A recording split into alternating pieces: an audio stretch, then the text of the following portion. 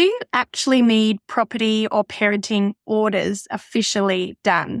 Today's episode, we're going to cover the basics on this and talk about the 10 things people think. And I'm going to put these things to Mum and she's going to give her opinion. And it is going to hopefully help those weighing up whether they bother to get property or parenting orders. So welcome, Mum. Hello, Laura. Welcome, everybody.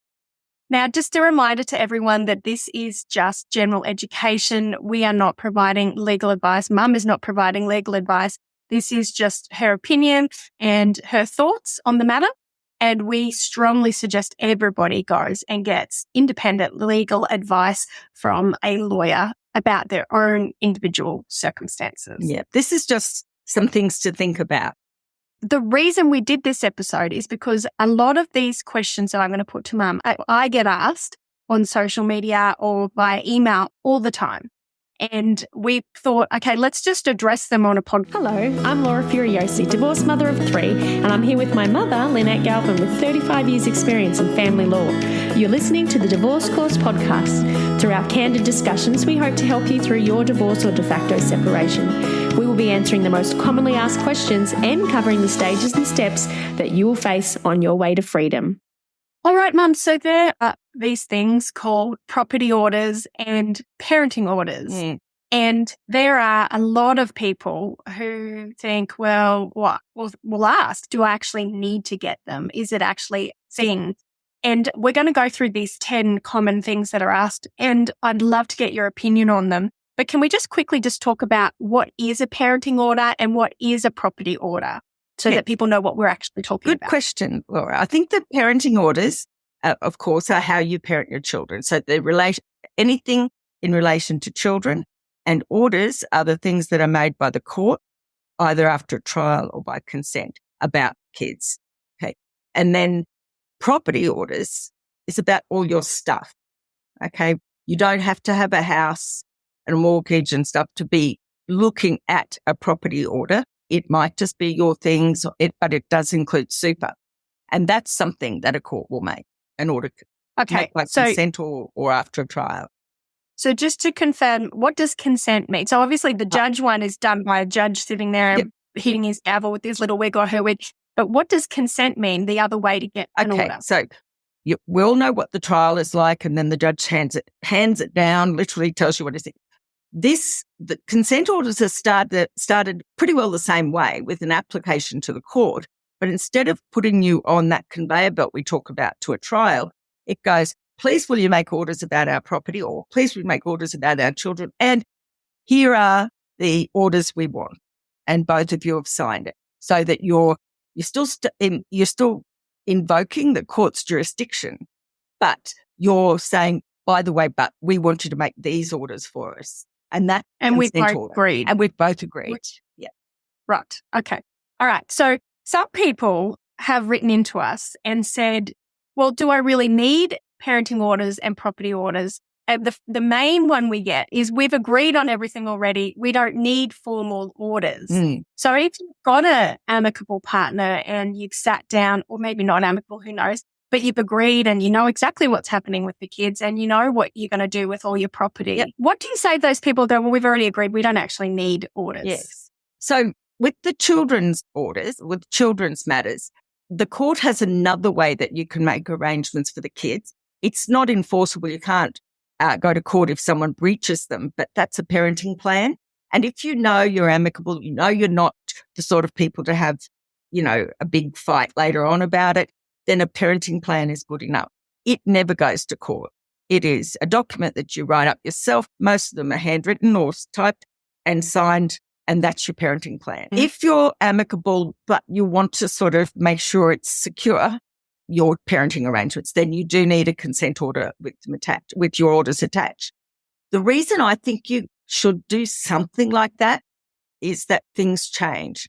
And most often, anecdotally, I can tell you, people come into me over the years and say, everything was fine until she repartnered or he repartnered or I repartnered. And then people are become tricky. So we always say, don't we, Laura, get in quick. And while everything is still amicable, in case it doesn't last. So There's a cynical point of view. So basically you're saying parenting plans aren't enforceable. No, they're not. Right. And so if you do have a parenting plan, and you can go and listen to one of our episodes, I'll put it in the show notes of how to do a parenting plan or what you can, things you need to think about. But if you have that and then they all of a sudden change their minds, then it can all go back to crazy. And you can end up in court anyway. Is that right? Yes, because parenting plans don't end the court proceedings or any right. But proceedings. if you get parenting orders can by agreement, consent put through or by a judge, then that puts a line in the sand and then it's done. It does. You can overturn them or get them varied, but in very particular circumstances. And it has to be something massively major happens, because the court's view is that it's best for the kids to not be dragged through court cases. You might think it's just you and your ex, but they're getting interviewed in that. So they say one and done really with children, unless there's a big change. They always have to keep in mind the children's best interests. And that's why they can't stop it and say, well, you can never come back. They can do that with property. What about property? Yeah. So they've said, we've already agreed on everything. We don't need formal orders. He gets that car, I get this car. We're splitting the money and we're going on our way. What do you say to that, to those people? I say you need to put a red line under your financial arrangement with your ex. And the case that makes me say that is now 25 years old, and it's the case of Farmer and Bramley. Now, they were married for a long time, had a child, separated, and the man was a drug addict through the whole relationship. And then they separated, hadn't got divorced, and he won $5 million in the lottery. Wouldn't it be nice? Wouldn't it be nice? Well, he thought he was doing really well. But her lawyer was brave enough to say, hang on a minute, she should have a share of that. And his lawyers, when he got them, said no, because she didn't contribute to it. I bought it post-separation. But the court and the full court approved it and said the contributions don't have to be happening at the time that you come into this money. So it might be lottery win, it might be inheritance.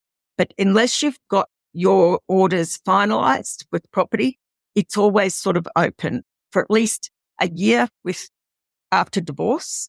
And some people don't get divorced for years, or within 2 years of separation for de facto. Yeah. So you need to underline it. Yeah. So it is risky, is what you're saying. And some people do. They go, look, you know what, I'll just ride it out and wait.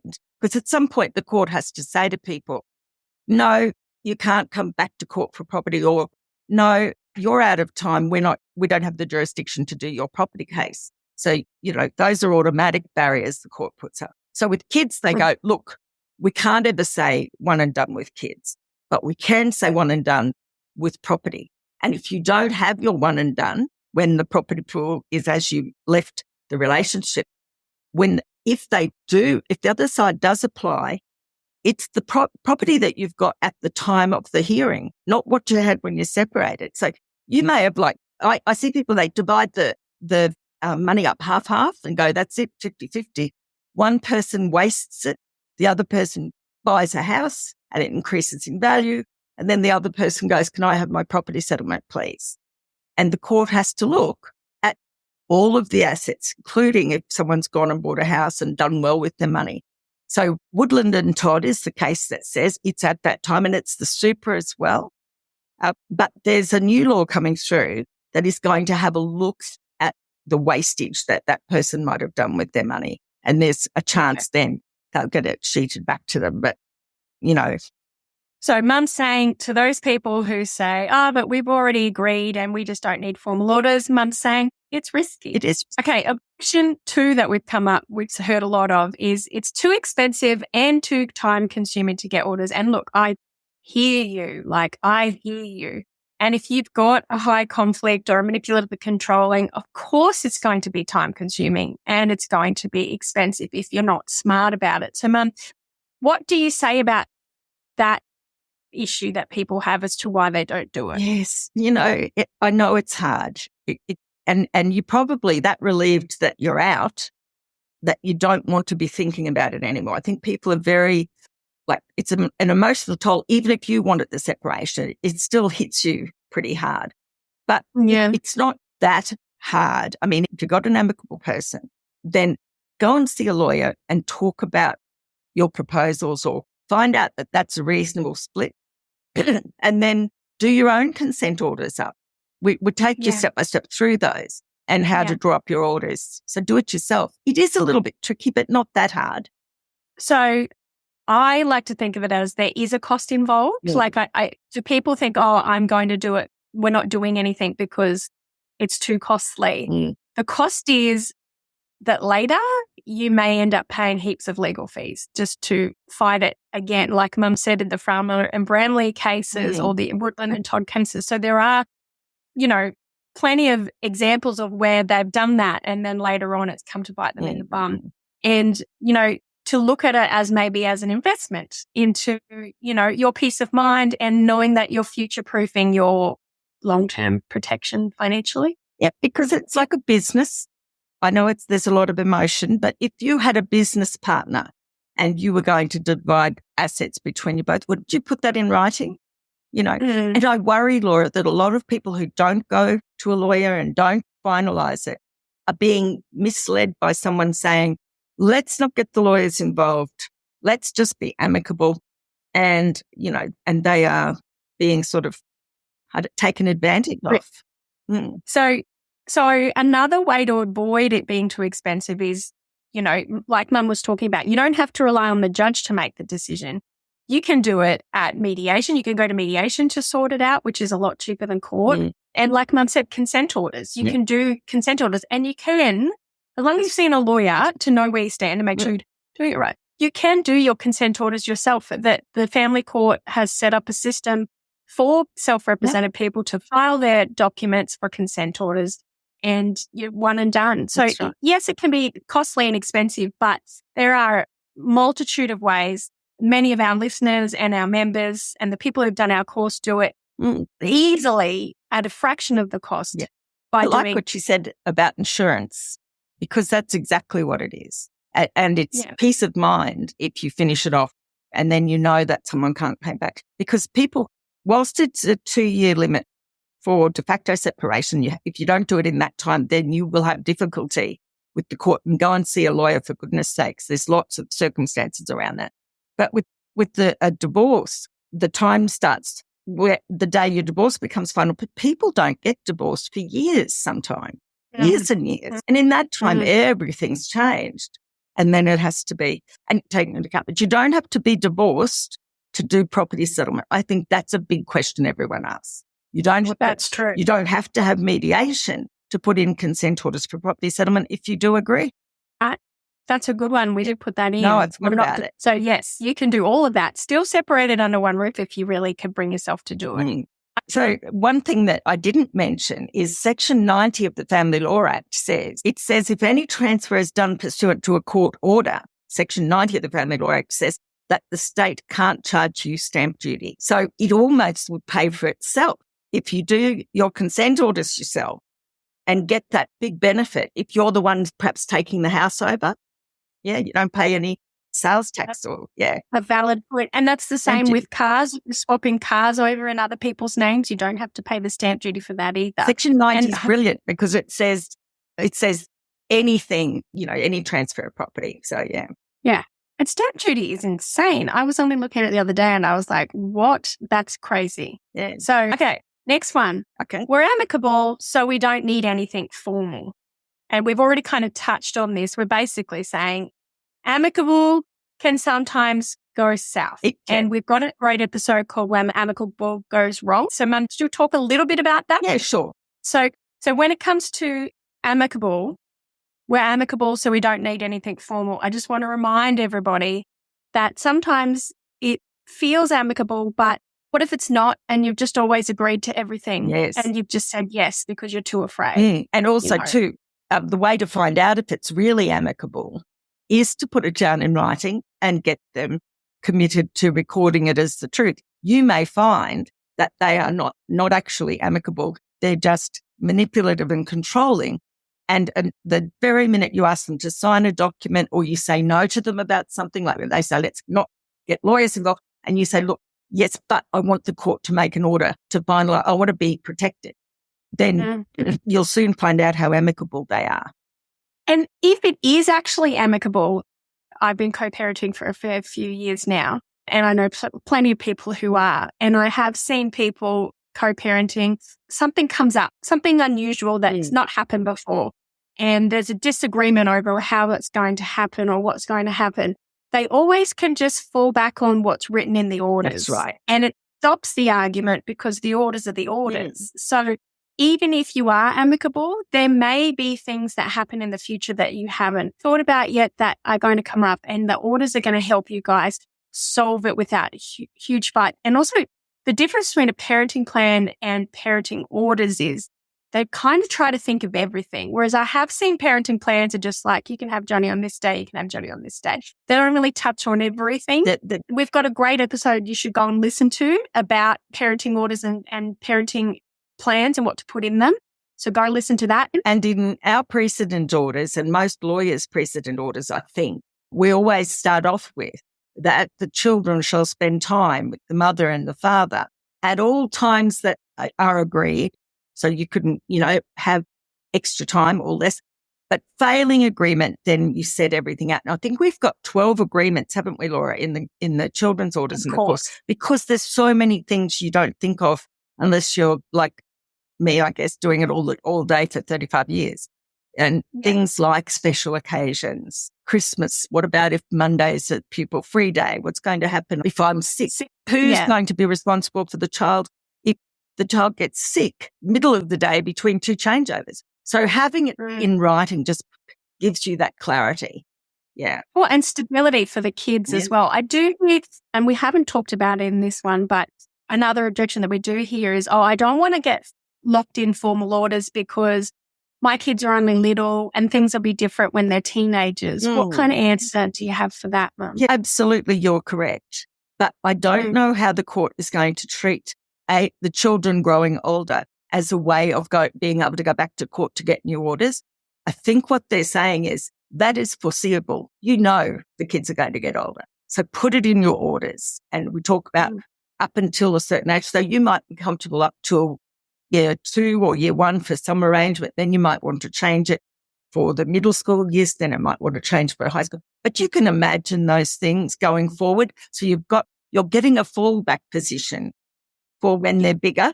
And don't forget, if you put in your orders, like we say, at all such times as agreed between the parties, then it can be varied if you remain amicable. Yes. So it's just a fallback. It is, isn't it? Like having a belt on, even though your trousers aren't going to fall down. Well, I've just seen people who they get a parenting plan and they're going along nicely, primary school, all the arguments are over because they've agreed on this plan.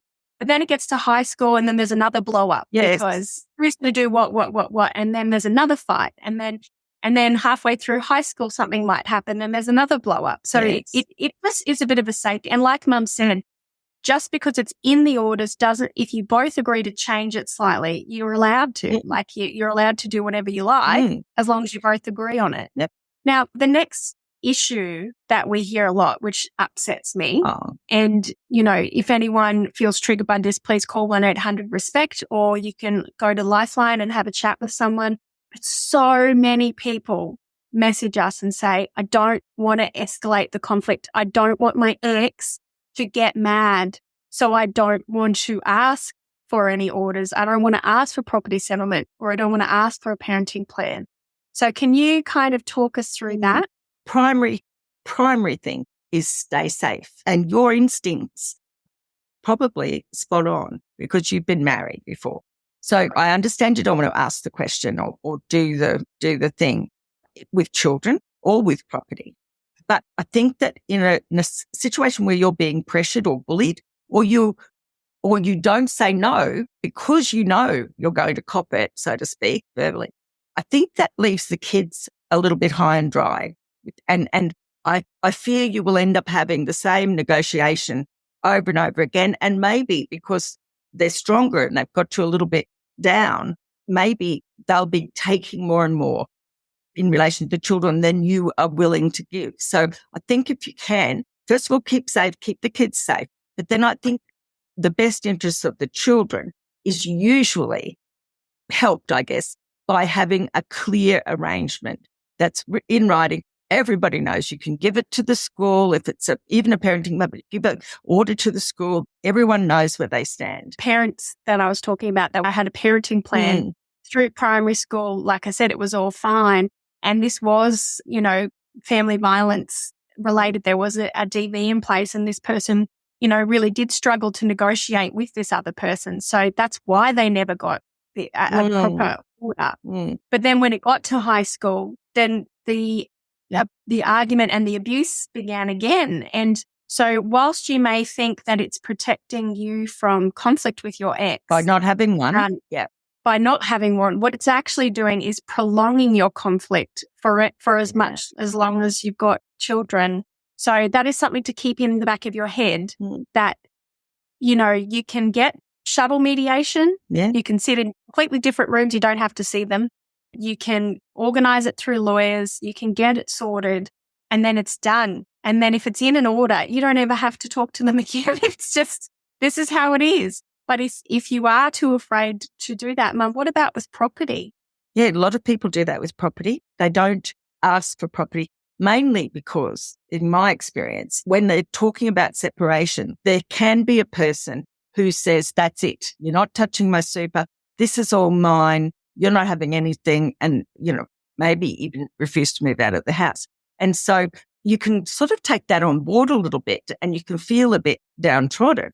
But actually, when the process starts, the court system, central practice direction, requires the other person to reveal what they've got, and your lawyer or you yourself will, in time, you'll get stronger and want your fair share. It's not, it's not a gift from someone else. It's your entitlement. If you're not entitled to much, then your lawyer will tell you, you can work it out in the course, and then you can settle for that amount. But it's almost never zero. It's almost never nothing.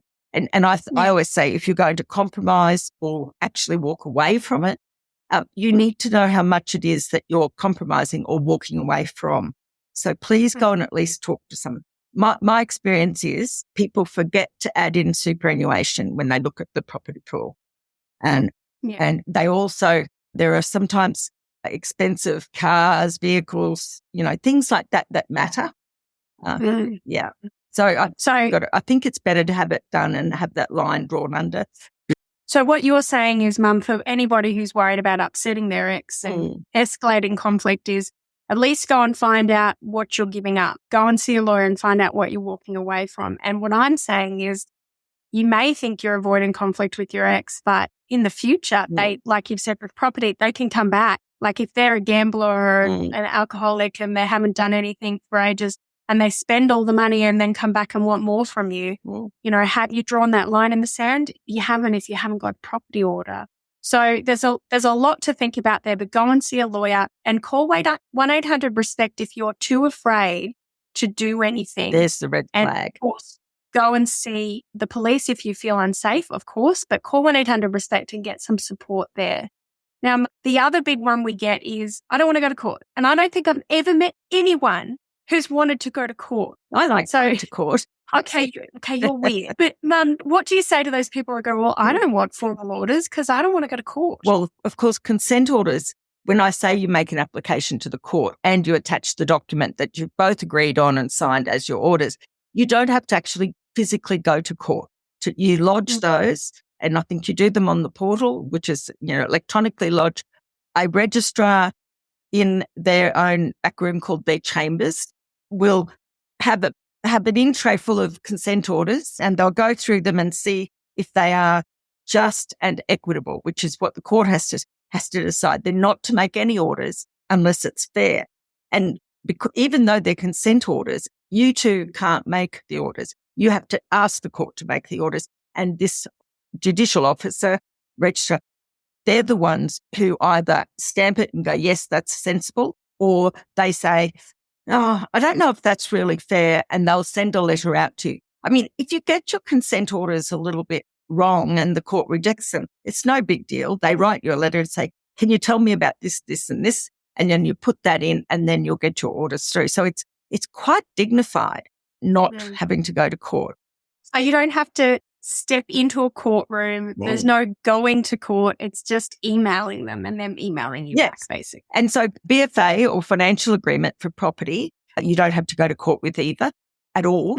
But that's really a complex way of resolving property settlement, usually done where, this is just my view, I see people recommending financial agreements when it's not fair. And the person who knows it's not fair does not want that registrar with the in tray looking at the orders and going, that's not fair. So they do these financial agreements that never go to court, but they're just as binding as long as they're done properly. So parenting plans never go to court. The thing with children's matters, Laura, is the same thing with consent orders. You've got that registrar looking at those orders. And if there's been an allegation of violence or family violence in that notice of risk that you have to file, then they will look at the orders to make sure they look after the kids properly. And then, if not, they'll ask you to address them, but you still don't go to court. Yeah. And I'm just going to be devil's advocate here to those people who are petrified of going to court. If you don't lock in formal orders, you're more likely to end up in court in a way if your ex, like we've said, down the line remarries and wants to, see the kids more often, or down the line spends all their money and wants a property settlement 5 years from now. You're the one who's going to have to go to court to fight it. Yes. So it's kind of a protection of you going to court. That's right. To get an agreement. Yeah. And even if you win, it has cost you emotionally and financially. It's quite stressful. I know some people have come to me and they haven't had any orders, and they're kind of, fingers crossed, hope nothing flares up.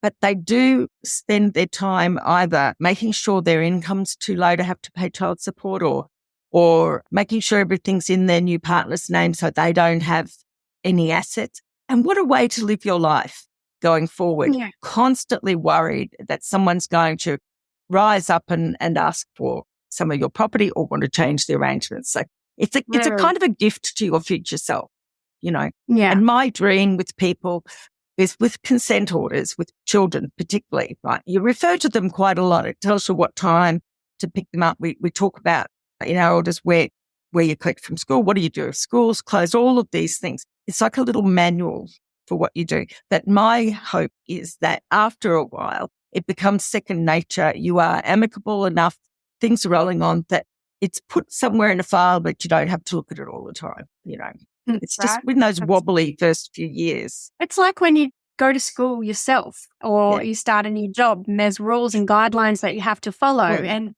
after 5 years of going to high school, you know exactly what uniform to wear and what day you've got to wear it. And it's just, but when you're in grade 7 and you start high school, you're freaking out and you've got to read the rules all the time. So kind of like you said, Mum, it just becomes second nature and it rolls along.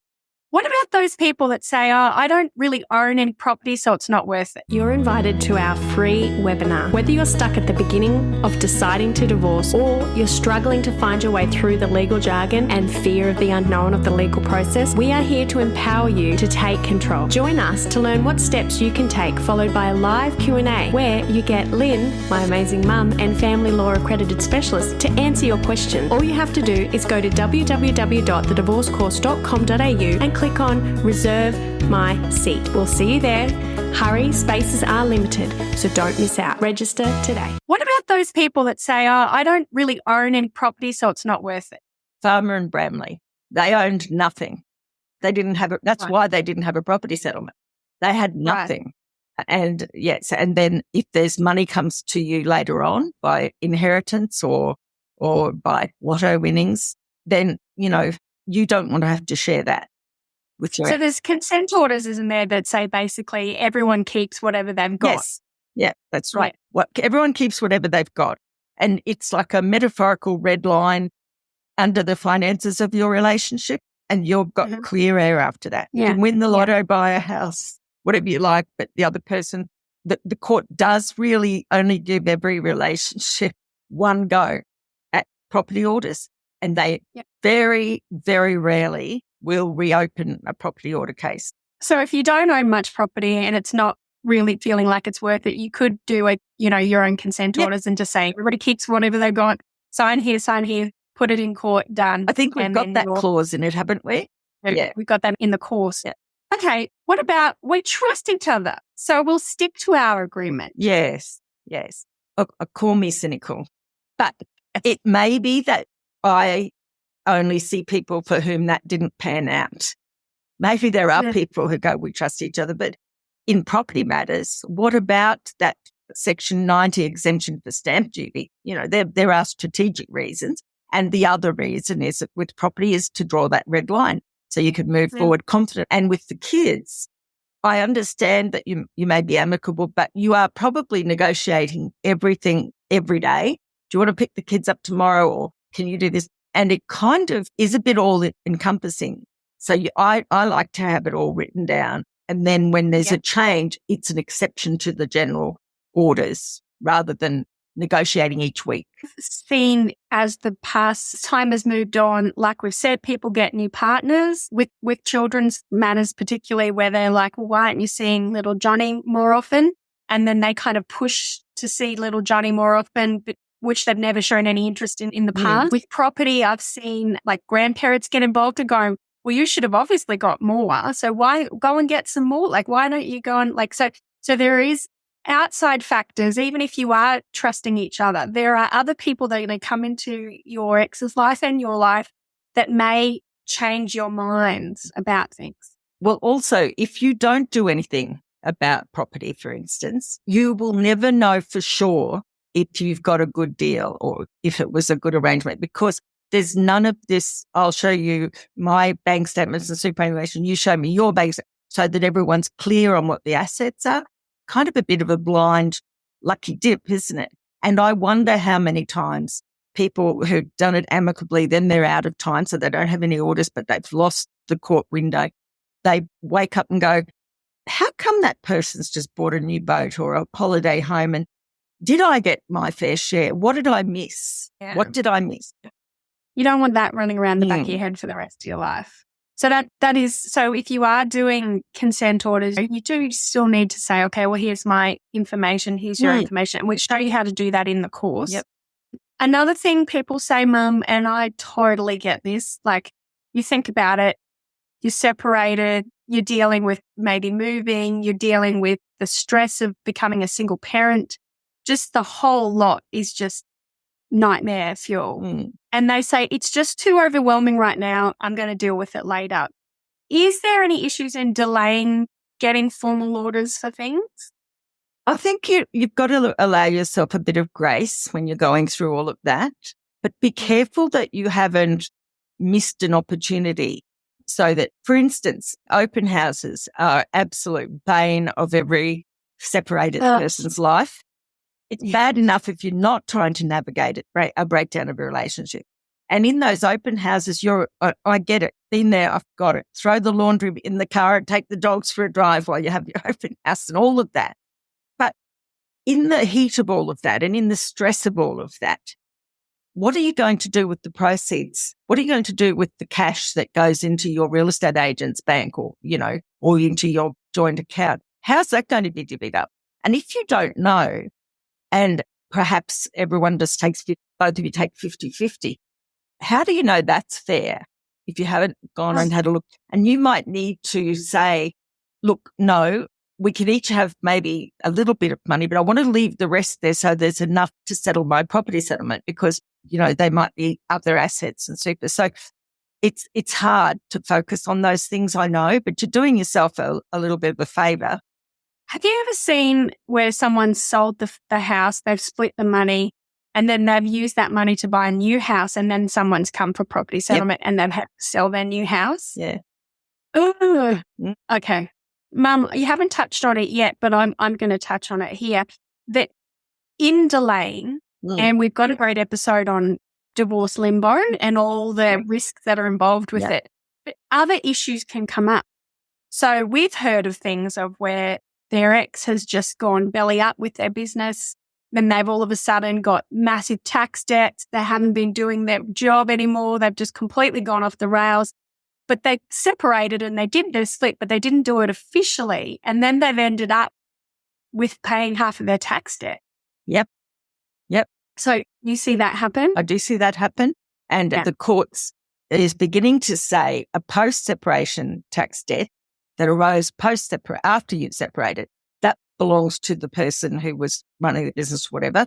But to the extent that the tax debt was during the relationship, say, for instance, you hadn't been paying your proper amount of tax and it gets reassessed or whatever it is, the court says that is joint debt because you had the benefit of the money and so did the business owner have the benefit of the money. I've never seen a business suddenly flourish after a separation. I mean that. It might be because the person in the business is feeling low and unmotivated, or it might be that they've deliberately sunk the business or just said, well, what's the point of me going on if I'm just going to give it to you?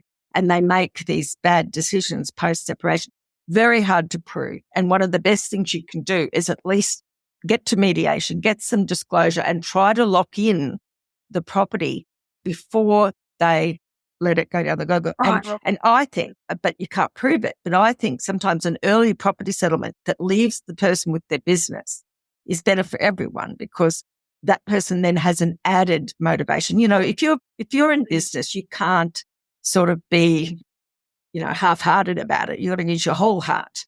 And so a nice early settlement helps everyone see. I think sometimes the avoidant person, Laura, is just scared of what might happen and that needs to be faced. And I'm saying that for our listeners as well. If you're the avoidant person for the moment, you are probably just scared. So if you pick up the phone and ring some lawyer and go in for a reduced fee appointment just to know where you stand, that's important. And you can take the rest from there. Action is the antidote to fear. So doing something, even just listening to this as a start, seeing a lawyer, do something. Go and listen to another episode. We've got an episode called Weapons of Tax Destruction. Yes. With Pedro, who's a financial. Yep. And we found that there are a lot of people who are in these situations where they're the secretary or the chairperson, but have never had anything to do with it. They do the books. Yeah. Yeah, there's a trust or some sort of business structure they're involved in, and they just kind of stick their head in the sand because they can't imagine how to get out of it. And Pedro does talk a little bit about that and how that can get you into a lot of trouble. So go and listen to that episode. And also when I see somebody, and when I used to see somebody and in our courts, the number of times you do a search, you can do it through Cytec Confirm. You do a search on a person's name and they go, I'm not in it. And it turns out they're a director or a secretary or an owner of a business. And if you trust the other person, you're just signing. And then you find out you've got these potential liabilities. Like they're thinking of jailing some directors in a case. Yes, where they were really basically asleep at the wheel of a business, but it was a big company. But you have obligations as a director, if that's what you are. And you may not even know until you search and find out that you are. And that is untangling. That episode's a great one for you if you want to go and figure out how to do that and go and see a lawyer. Now, Mum, the other one that we always get, and sometimes it's them that say it, and sometimes most of the time it's their ex that says it. I don't want to involve lawyers. Yeah. I don't want to get a formal property settlement because lawyers will have to be involved. So let's just, number one, just push this away and say lawyers don't have to be involved in the whole thing. That's right. Okay. You just need to know where you stand and you need to get them to check your documents. Yes. Anything else you want to say there, Mum? Yeah, I think that's right. I think that lawyers are spending, 10, 20, 30 years learning this stuff. So you can't, although we try to teach people how to do stuff, we always say in the course, go and see one to find out where you stand. You don't have to enter a relationship with them. Find someone who you can pay cash, sit there for an hour, find out stuff, go back, do your own consent orders, go back and see a different lawyer if you like, or that lawyer to have a look, and then you're done. But if you don't see a lawyer, and especially if the other person says, we don't want to get lawyers involved, if you don't see a lawyer, I'll bet you that you're the only one in that relationship that hasn't seen a lawyer. Because the most often I hear, don't get the lawyers involved, is when they've got some advice about what your entitlement is and they don't like it. They don't want you to get that advice. Swag. Oh my gosh, yes. And it's right up there with don't touch my super. we always say, go and see a lawyer, go and see a lawyer. You don't have to tell your ex that you've seen a lawyer. No. You can ask that lawyer just their opinion, give them all their details, listen to some of our other episodes, do our course where we show you what to take so you're not wasting that hour. Give it to them and say, what do you think? And then at least you know where you stand, you know what you're entitled to, and you've got it. You will feel, like I said, the action is the antidote to fear. You're going to feel less fearful because you know that you have got a backbone, you know what you're entitled to. And then it's up to you whether you decide to go for it or not. So, Mum, and then the last one is, I don't understand the process, so I'm just going to avoid it. Yes. That was me, 100%. Yes. I was just like, nope, I don't want to know. I'm not going to be able to solve this.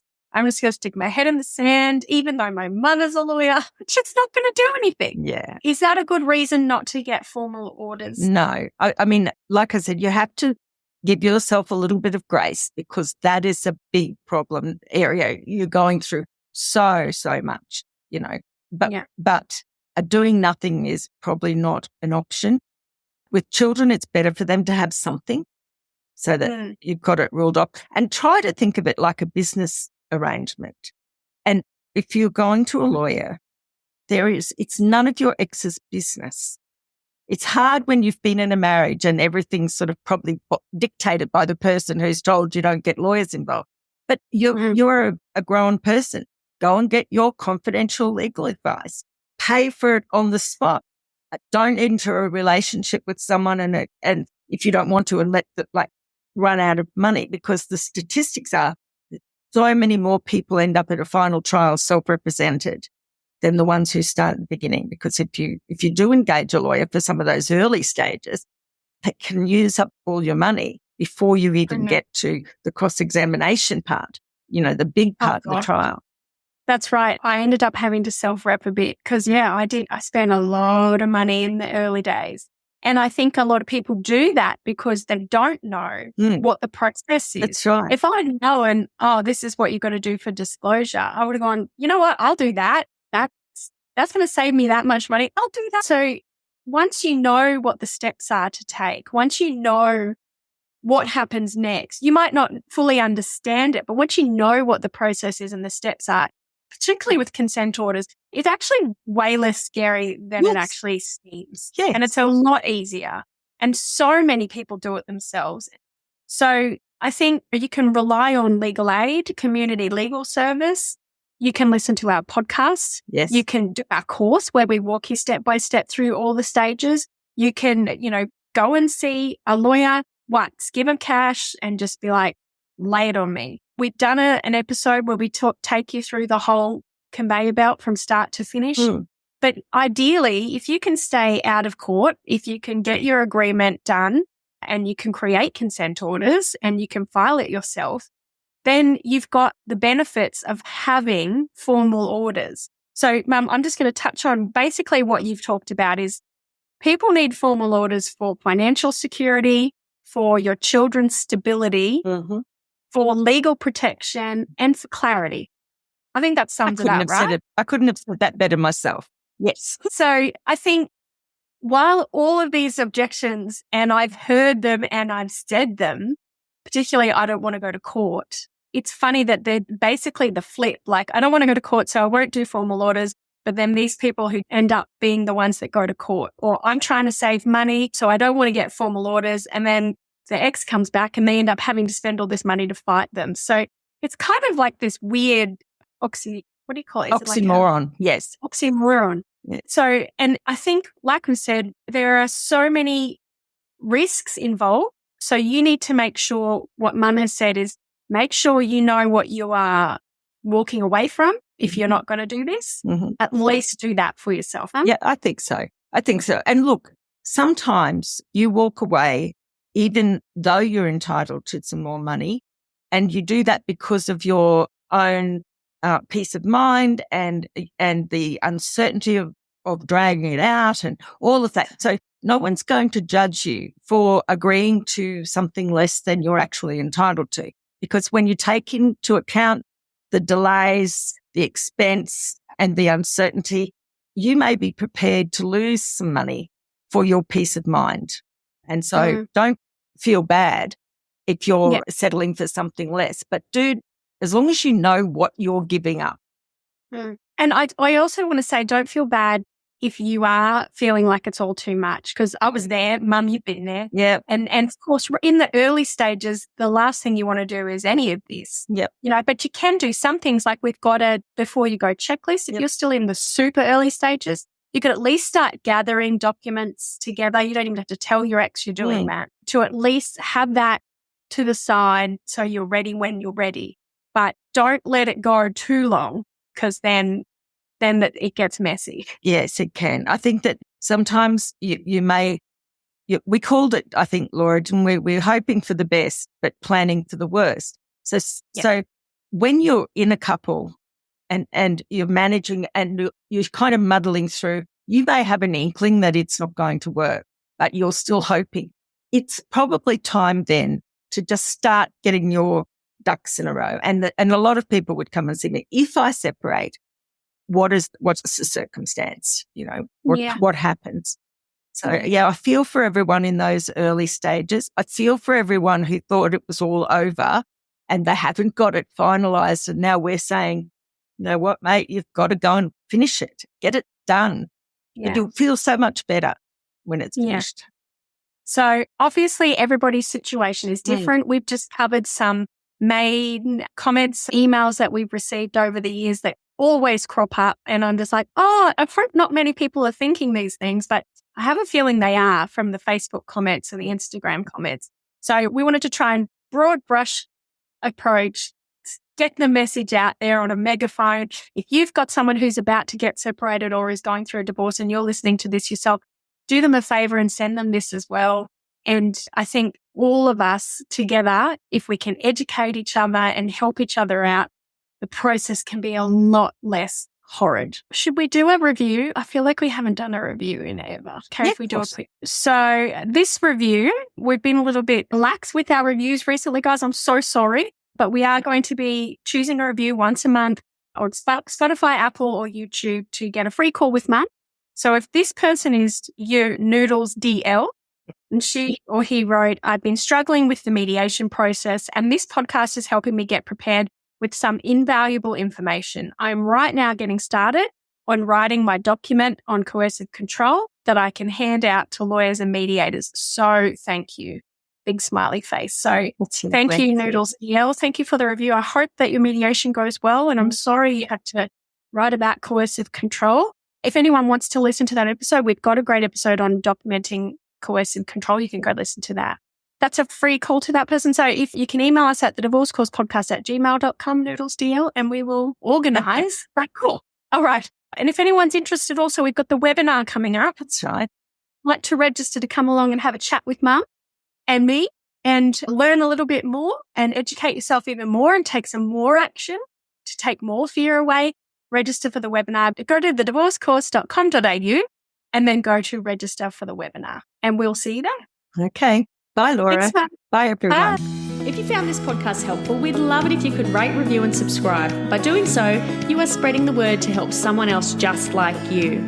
Lynn would like to remind you that this podcast is general advice only, and you should always get legal advice in relation to your particular situation. And remember that the Australian laws may have changed since recording.